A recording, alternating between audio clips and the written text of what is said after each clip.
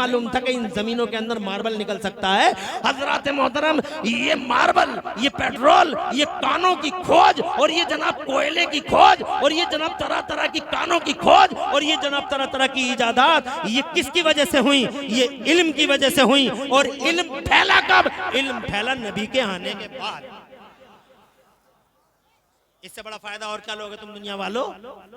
तुम बातें शिक्षा की करते हो, मैं कहता हूँ शिक्षा की शुरुआत ही मुस्तफा से है। मुस्तफा जब आ गए हैं दुनिया के पर्दे पे, उस वक्त भी क्योंकि अल्लाह की मर्जी ये थी कि अभी इल्म का उजाला मैं आम नहीं करूंगा। अल्लाह की मशीयत ये थी कि पहले धरती के पर्दे पे अपने महबूब को भेजूंगा। पहले मोहम्मद आएंगे, बाद में इल्म का उजाला आम कर दिया जाएगा, पहले महबूब आएंगे, फिर इल्म को कॉमन कर दिया जाएगा। और ये हुआ जब आ गए नबी, छा गए नबी, 40 बरस के हो गए नबी। जब 40 बरस के हो गए नबी, तो मेरे अल्लाह ने इरशाद फरमाया, आजा मेरे नबी, आजा गारे हिरा में, आजा आजा मेरे नबी गारे हिरा में, आजा मैं तुझे कुरान दे दूं, ले मेरा बयान ले जा।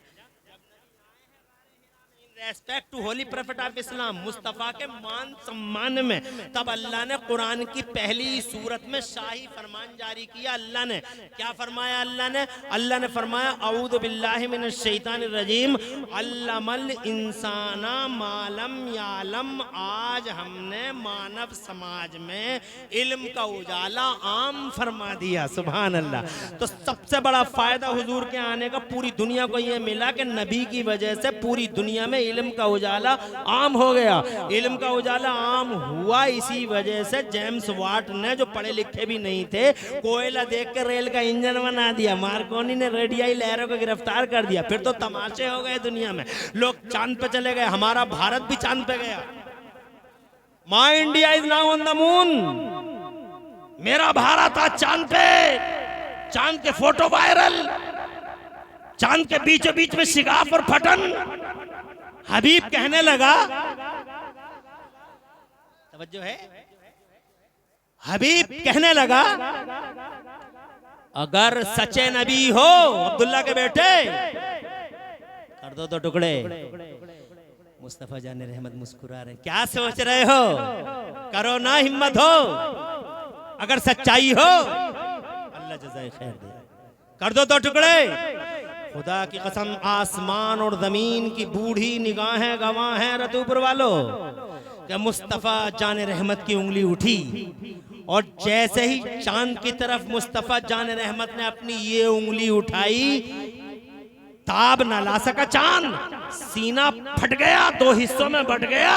एक हिस्सा फौरन पूरब में था और एक हिस्सा फौरन पश्चिम में था। चांद के दोनों टुकड़े अलग अलग। हजरत मोहतरम, चूंकि हबीब ने ये बात कही थी कि अगर सच्चे नबी हो गए तो चांद के दो टुकड़े हो जाएंगे। हजरत मोहतरम हो गए चांद के दो टुकड़े। पल के झुकाए, नजरें झुकाए, खड़ा रहा। अबू जहल बार बार उसका चेहरा देख रहा था, कहीं ऐसा तो नहीं है कि इसका दिल भी मुस्तफ़ा के कदमों में बिछने के लिए तैयार हो। बड़ा डर रहा था। अब थोड़ी देर के बाद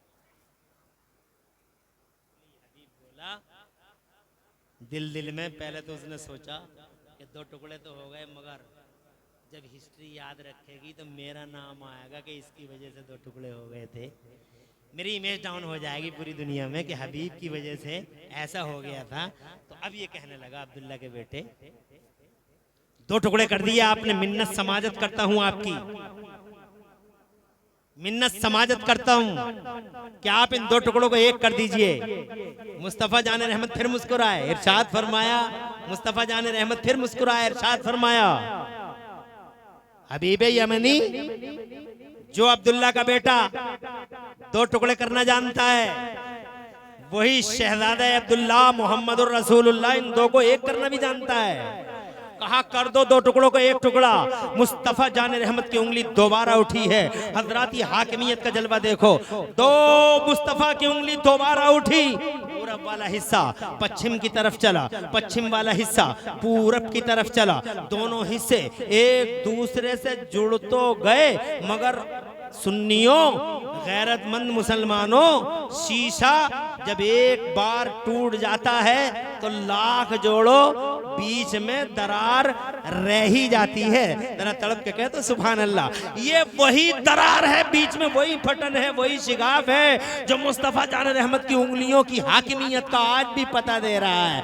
अर्ज करना चाहता हूँ, मुस्तफ़ा के मुअज्जे देखो नंबर 1, मुस्तफ़ा की हाकिमियत के जलवे देखो नंबर 1। मुस्तफ़ा की हाकिमियत के जलवे कहाँ नहीं है? जमीनों में। मुस्तफ़ा की हुकूमत के जलवे देखो, आसमानों में देखो, फिजाओं में देखो, खलाओं में देखो। अब जरा जनाबे वाला बगदाद वाले शहंशाह की हाकिमियत का जलवा देखो, जरा जोर से कह दो सुभान अल्लाह, और तड़प के कह दो मिजाज दोनों का एक है, ये मदीने वाले की हाकिमियत है। अब जरा बगदाद वाले की हाकिमियत का जलवा देखो। खुदा की कसम, ऐसी हुकूमत, ऐसी हुकूमत, जमीन पे हुकूमत बगदाद वाले की, आसमान पे हुकूमत बगदाद वाले की, फिजाओं में हुकूमत शहंशाह बगदाद की, जिन्नों पे हुकूमत, इंसानों पे हुकूमत बगदाद वाले की। हजरत मोहतरम, हाँ हाँ हुकूमत है बगदाद वाले की। सुभान अल्लाह, सुभान अल्लाह, हुकूमत है। पूरी दुनिया के बारे में बगदाद वाले कहते हैं सारी दुनिया मेरी, सारी दुनिया ऐसे है जैसे मेरी हथेली, जैसे मैं पूरी दुनिया को यूं देखता हूं जैसे अपनी हथेली पर राई का दाना देखता हूं। कहीं से भी कोई पुकार ले गौसे आदम को, तुम पुकारो। या कभी कभी तुम्हारे दिल में ख्याल तो आता होगा, यार हमारी समझ में ये बात नहीं आती कि हम 4000 3,500 किलोमीटर दूर हैं, बगदाद वाले पुकारें तो वो कैसे मदद करेंगे हमारी। हजरत मोहतरम, तुम्हें बता दिया गया है अल्लाह नूर है, नबी नूर है, और नबी ही की नूरानियत से गौसे आजम चमके हैं, और जनाब पावर हाउस मदीने में है, मगर उसका सब स्टेशन बगदाद में है। सुभान अल्लाह। हजरत कैसे आती हैं वो किरणें तुम तक? तुम एक मिसाल मुझे समझानी होगी, हालांकि अब तुम मुझे ऐसा लग रहा है समझने के मूड में कम हो, मगर फिर भी मैं तुम्हें समझाता हूँ। देखो एक मिसाल देता हूँ, ये हमारे ताऊ है, इन्हें खांसी हो गई अचानक, ये मुरादाबाद जाते हैं अपना चेकअप कराने के लिए। जब चेकअप कराने गए तो जनाबे वाला इन्हें अंदर कर लिया गया। एक बड़ा सा हॉल है, उस हॉल के अंदर इधर एक मशीन रखी हुई है और ये मशीन होल्डर बैठा हुआ है। ताऊ गए, ताऊ को उस दीवार के किनारे एक स्टैंड पर ठोड़ी रखने को कहा गया। इनसे कहा गया ठोड़ी ऊपर रख लो, इन्होंने ठोड़ी ऊपर रख ली। इनके एक प्लेट थी जो इनके सीने से मस करके रख दी गई, और इनसे कह दिया गया जब हम कहें सांस रोक लेना तो उस टाइम तुम सांस रोक लेना। हजरत मोहतरम बस आनन फानन डिग्री में मशीन होल्डर ने इधर एक स्विच ऑन किया, स्विच ऑन करने से पहले बोला ताऊ सांस रोक लो। सांस रोकी, मशीन का बटन ऑन हुआ, चंद किरणें थी जो मशीन से निकली, और उन किरणों का टारगेट इनका मुंह नहीं था, इनका कान नहीं था, इनका सर नहीं था, उन किरणों का टारगेट ताऊ का सीना था। जैसे ही वो किरणें अपने टारगेट को हिट करती हैं, सीने को चेक करती हैं, और जनाबे वाला सीने को चेक करके वापस हो जाती हैं। 1 घंटे के बाद रिपोर्ट आती है, और रिपोर्ट के अंदर ये आया कि ताऊ खांसी है पुरानी, मगर टीबी नहीं है। अब इन ताऊ को जनाब वाला आप रोक के पूछिए कि ताऊ आप ये बताओ कि कोई डॉक्टर तुम्हारे सीने में उतरा था पता लगाने के लिए, या डॉक्टर का कोई लड़का उतरा था, या वो मशीन होल्डर उतरा था, किसी ने हाथ डाला था, या किसी ने टार्च से तुम्हारा सीना देखा था? तो बोले ना टार्च से देखा था, ना कोई डॉक्टर उतरा था, ना किसी का हाथ गया था, तो फिर पता कैसे चला? तो जनाबे वाला इस दुनिया में कुछ भी समझाना बहुत मुश्किल नहीं है, बड़ा आसान है। पहले हम समझाने में बड़ी दिक्कत आती थी। कोई हमसे पूछता था कि फैजान गौसे आजम क्या होता है, फैजान गरीब नवाज क्या होता है, फैजान निजामुद्दीन औलिया क्या होता है, कि मदीने वाले का फैजान आ गया क्या होता है? पहले हमें समझाने में दिक्कत आती थी, मगर अब चूंकि हमारे सामने साइंस की बहुत सारी मिसालें रखी हुई हैं, इसलिए समझाने में कोई दिक्कत नहीं आती है। वो कहते हैं ताऊ कि चंद किरणें निकली मशीन से, और उन किरणों का टारगेट मेरा सीना था। किरणें आई, टारगेट हिट किया, और टारगेट अचीव हुआ, और वापस हो गई। हजरत मोहतरम, अब भी नहीं आई समझ में तुम्हारे? एक बात और बताता हूँ। अभी 6 दिन 8 दिन पहले मैं संभल से गुजर रहा था, यहाँ तकरीर थी मेरी, मुजफ्फरपुर है एक जगह बहजोई रोड पे, तो मैं जनाबे वाला संभल में रुक गया। ईशा की नमाज मैंने पढ़ी, मुफ्ती सुलेमान साहब वहाँ के इमाम हैं, मेरे लिए चाय तैयार हुई। हजरत कहने लगे चाय बन रही है, काफी टाइम हो गया मुझे, तो मैंने कहा नहीं मैं चलता हूँ। बोले चाय बस बन गई आपकी चाय। तो जनाबे वाला मैंने कहा ना कोई धुआं उठा, ना कोई आग लगी, ना कोई स्टोव जला, ना गैस का चूल्हा जला, चाय बन कहाँ गई? बोले हजरत ये जो चूल्हा सामने रखा हुआ है, ये चूल्हा गैस का नहीं है, इसमें आग दिखाई नहीं देती और इसमें धुआं भी दिखाई नहीं देता, मगर चाय आपकी बन चुकी हुई है। मैंने कहा कैसे बन गई? मैं खड़ा हुआ, इंडक्शन का चूल्हा था वहाँ, इंडक्शन का चूल्हा था और इंडक्शन के चूल्हे पे उन्होंने एक बटन ऑन कर रखा था जनाब वाला, उस चूल्हे से कुछ किरणें निकल रही थी। उन किरणों का टारगेट पतीली में जो मिक्सचर था, वो मिक्सचर उनका टारगेट, उन किरणों का टारगेट था। मैंने उस चलते हुए चूल्हे पर पेपर रख के देखा तो पेपर का कुछ नहीं बिगड़ा, यानी पेपर गर्म भी ना हुआ। फिर मैंने कपड़ा रख के देखा तो जनाब वाला कपड़े का भी कुछ ना हुआ, मगर बराबर खोल आता रहा, यानी वो जोश मारता रहा वो बर्तन। हजरात मोहतरम, बड़ी हैरत हुई कि ये किरणें हैं जिन किरणों का टारगेट कपड़ा नहीं, इन किरणों का टारगेट पेपर नहीं, इन किरणों का टारगेट जनाब वाला उस चाय की पतीली के बीच में और स्टोव तक कोई भी चीज रख दो वो टारगेट नहीं है। इन किरणों का टारगेट तो वो मिक्सचर है, जो मिक्सचर पतीली में है, उस पतीली के मिक्सचर ही को ये अपने टारगेट को हिट करती हैं और वापस चली जाती हैं। हजरात मोहतरम, बस उनको देखने के बाद मुझे एक बहुत बड़ी बात समझ में आ गई और वो यही बात थी कि जैसे तुम्हारे चूल्हों से, इंडक्शन चूल्हों से किरणें निकलती हैं, अपने टारगेट को हिट करती हैं, जैसे तुम्हारी मशीनों से किरणें निकलती हैं और जनाबे वाला अपने टारगेटों को हिट करती हैं, वैसे ही सुनो, जैसे तुम्हारी दुनिया में किरणें होती हैं, ऐसी रूहानी दुनिया में भी किरणों का वजूद होता है। और ये किरणें मदीना पाक से उठती हैं, जरा जोर से कह दो सुभान अल्लाह। मदीना पाक से उठती हैं, मदीना पाक से उठती हैं तो जनाब वाला बगदाद मोहल्ला को चमकाती हैं, बगदाद मोहल्ला से उठती हैं तो खुदा की इज्जत की कसम रतूपुरा में रहने वाले एक एक गुलाम को चमकाती हैं। तुम रतूपुरा के चौराहे पर खड़े होकर बगदाद के गौसे आजम को पुकारो, इज्जत माप की कसम, अल्लाह की कसम, अल्लाह की कसम, मिनटों सेकंडों में जनाबे वाला वो किरणें, नूरानी रूहानी किरणें मेरे गौसे आजम के मदारे मोहल्ला से उठती हैं और सीधे रतूपुर, बीच में लाख पेपर पड़ जाएं, बीच में लाख दीवारें पड़ जाएं, बीच में लाख रतूपुर पड़ जाएं, बीच में 4 लाख जनाबे वाला लोधीपुर पड़ जाएं, बीच में लाख दिल्ली पड़ जाएं, हजारों समंदर पड़ जाएं, हजारों पहाड़ पड़ जाएं, किसी पहाड़ का कोई मतलब नहीं है और किसी समंदर का कोई मतलब नहीं है। वो किरणें आती हैं, टारगेट को हिट करती हैं, गौसे आजम का गुलाम यहाँ खड़ा है, गुलाम के सीने को हिट करती हैं, इस दिल को रोशनी देती हैं और वापस हो जाती हैं। तभी जनाबे वाला गौसे आजम का गुलाम यहाँ इस चौराहे पर खड़े होकर कहता, आज मेरा सीना बगदाद वाले की किरणों से रोशन हो गया है और मुझ पे फैजान बगदाद वाले का आ गया है। हजरात मोहतरम, हाँ, और अगर आपको यकीन ना आए तो हिस्ट्री पढ़ के देख लो, बगदाद वाले की तो ऐसी करोड़ों बातें हैं। जैसा मेरा नबी नबियों में नंबर 1 है, ऐसे ही बगदाद वाले सरकार वलियों में नंबर 1 है। करोड़ों बातें हैं उनकी ऐसी। अगर आपकी इजाजत हो तो मैं एक बात उनकी और सुना दूं, अगर इजाजत हो। बावाद बुलंद कह दे सुभान अल्लाह, माशाअल्लाह। देखा टाइम भी अच्छा खासा हो रहा है, 15 मिनट और लेना चाहूंगा अगर आपकी इजाजत हो। बावाद बुलंद सुभान अल्लाह कह दें, जरा बावाद बुलंद सुभान अल्लाह कह दें। और 15 मिनट, सिर्फ 15 मिनट।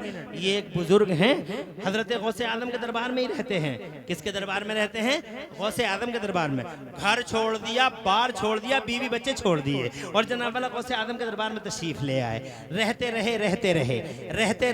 रहे।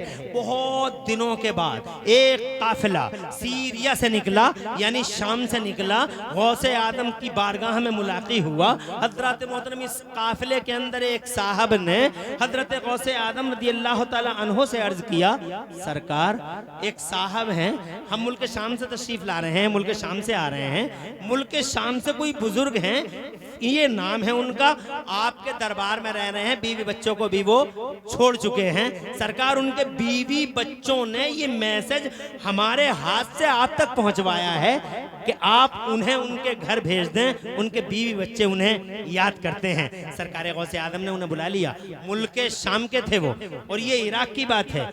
बुला लिया सरकार गौसे आदम ने शाम के बुजुर्ग को, और शाम के बुजुर्ग को बुला के इरशाद फरमाया, क्या तुम कितने दिनों से मेरे पास रहते हो? कहा सरकार एक जमाना बीत गया। क्या बीवी बच्चों को छोड़ के और यहाँ रह रहे हो?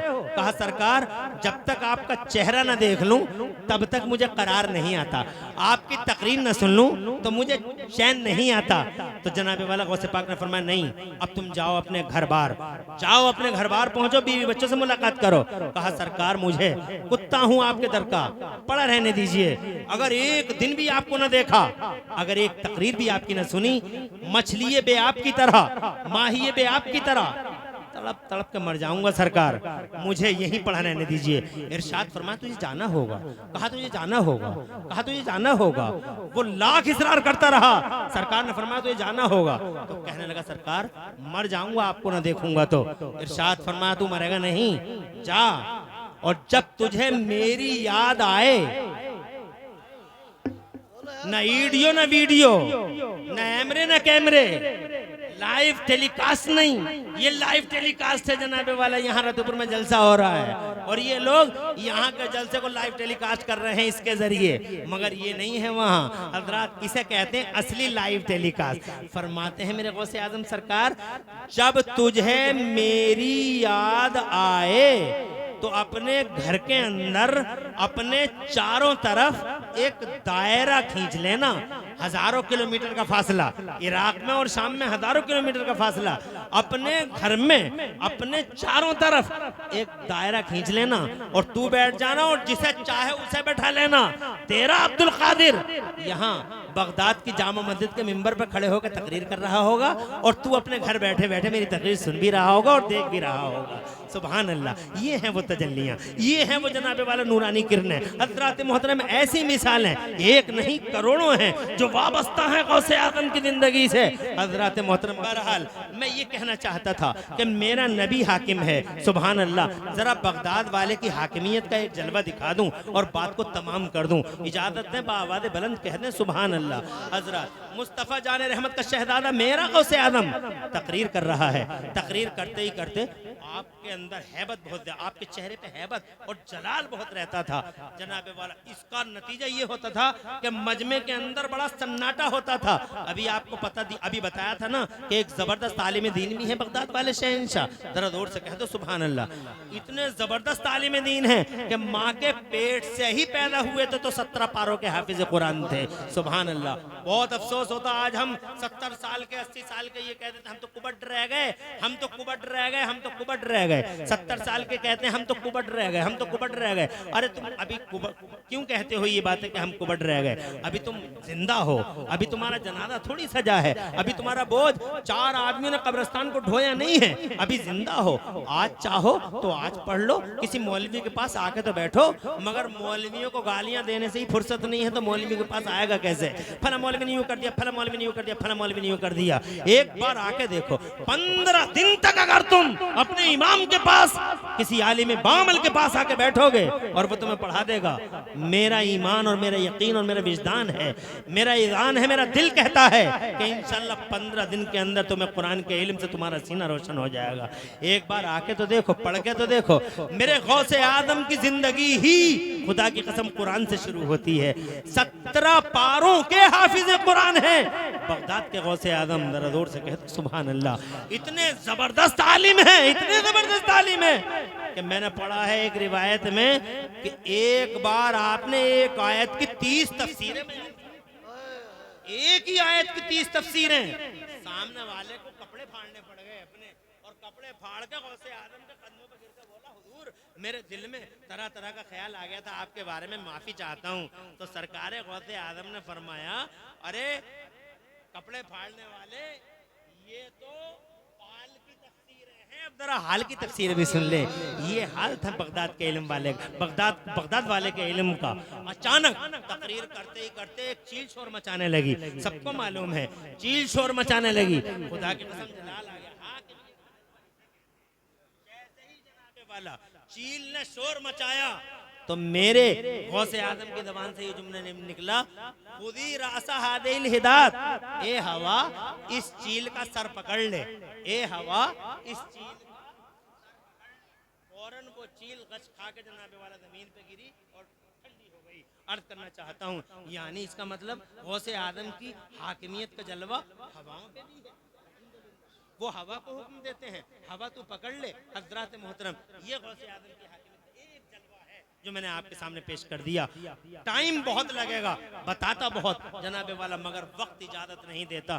एक सिर्फ इतनी ही बात नहीं, बातें हैं। बगदाद वाले और मदीने वाले का जो कनेक्शन है वो बड़ा अजीम शान कनेक्शन है, बड़ा गहरा कनेक्शन है हजरत। वो भी मुस्तफ़ा जान रहमत सल्लल्लाहु अलैहि वसल्लम का ये हाल है कि वो हर वक्त आपकी याद में रोते हैं, और बगदाद वालों का भी ये हाल है कि गिलाफे काबा पकड़ पकड़ के, गिलाफे काबा पकड़ पकड़ के और गिलाफे काबा को अपनी आंखों से तर तर करके जनाबे वाला अपने मुरीदों के लिए रोते हैं। जरा जोर से कह दो सुभान अल्लाह।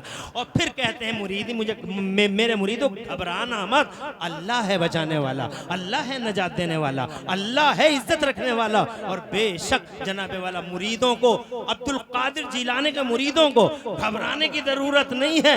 अगर किसी उल्टे सीधे पीर के हाथों पे हाथ दे दिया हो तो उनके लिए भी जर्रीन चांस है। बगदाद की तरफ मुंह करो और बगदाद की तरफ मुतवज्जे होकर यहीं रतुपुर के चौराहे पे खड़े होके बगदाद वाले की तरफ मुंह करके कहो, सरकार गौसे आजम, हम इन दुनिया वालों के नहीं, हम तो सरकार आपके मुरीद हैं, आपके मुरीद हैं। इंशाअल्लाह आपको हुजूर गौसे आदम अपनी मुरीदी में कबूल फरमा लेंगे इंशाअल्लाह। हजरत मोहतरम, बहरहाल क्या रुतबे हैं उनके, बस यूं समझ लो कि जो मिजाज नबी का है वही मिजाज जो मिजाज मुस्तफ़ा का है वही मिजाज बगदाद वालों का है। आने से पहले शोरा, इनका भी शोरा, उनके जिस्म से खुशबू, तो इनके जिस्म से ऐसी खुशबू फूटी, बगदाद वालों के जिस्म से ऐसी खुशबू फूटी। एक दिन बेटे ने पूछा, हुजूर ये खुशबू कैसी आ रही है? तो बगदाद के गौसे आदम ने इरशाद फरमाया, मेरे बेटे इस खुशबू के बारे में मत पूछ, ये मेरा वजूद नहीं है, बल हादा वजूद